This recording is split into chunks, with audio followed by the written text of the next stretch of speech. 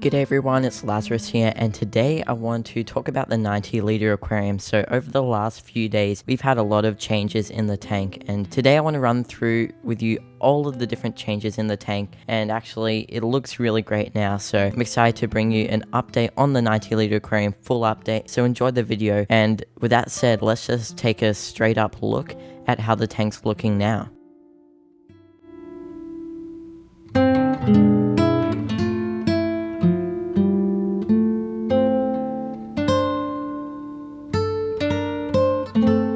So basically we did a massive rescape. So we've got rid of all sorts of stuff. We've got rid of the Anubias, or at least half of it, and we've gotten rid of some of the driftwood in there too, but we still have some of that driftwood lying around, so for future scapes, all that sort of thing, we can always use that. In the aquarium we do have lots of new aquarium plants, and we'll get to that a bit later on in the video, like what types we have in there.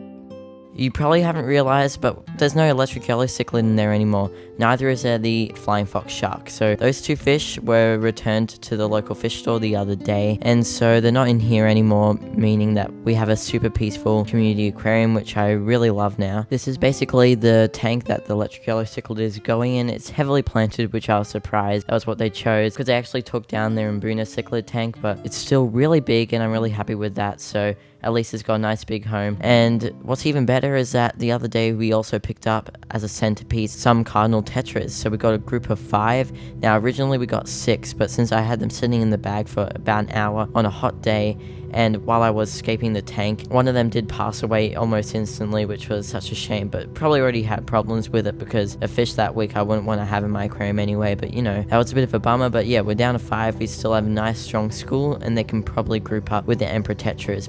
Those are basically the new fish that we've got in the tank. We've got a heap of plants, probably about 6 to 8, I can't keep track. And so basically we're going to roll a relaxing montage of all the different types we bought. So enjoy, and let's roll it.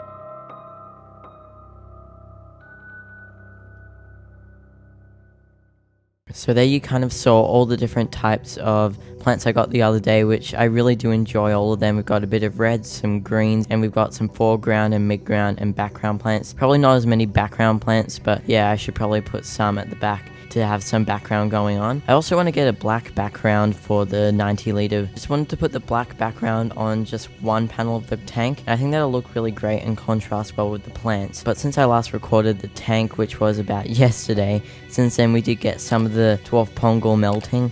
So that's typical with new plants, of course, and so I'm hoping that it does do fully well, and then we just let some of the leaves shed off the plant, and then we get some really nice growth out of it going. So I've let you all know on the new fish we got, the new plants. Now we've got a little project that we started, and I want to show you guys it now, so let's get into it.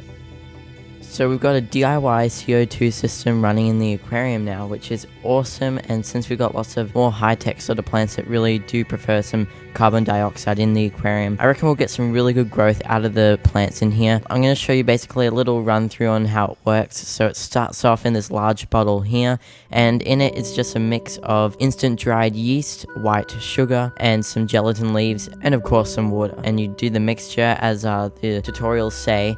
and then basically you've got your mixture there, and from that mixture there's a little air line that goes from that bottle to the smaller bottle, and in there is just pure water, just normal tap water. So the CO2 is made from the yeast eating the sugar and producing CO2. It goes through that tube into the bottle of water, and the role of that clear water is to filter out the CO2 bubbles, because if you just have straight CO2 bubbles going into the tank unfiltered, then they're going to create this kind of foamy stuff at the top of the tank. So since it's not really great for the aquarium itself, actually, that's how we filter it, by having a bottle of tap water to take out all those little particles. And yeah, from that small bottle, then we just got a tube running all the way into the aquarium with a DIY diffuser that I made. So I'm going to leave the links to both videos. I basically got the idea from the idea of the bottles and everything is from MJ Aquascaping, and then I got the idea of making a DIY diffuser from another YouTuber. I'll leave the links to both those videos in the description for you guys to check out, because it's really handy to have CO2 in the aquarium, and this has been made so easy. So I'm probably going to be putting DIY CO2 systems in other tanks too in the future.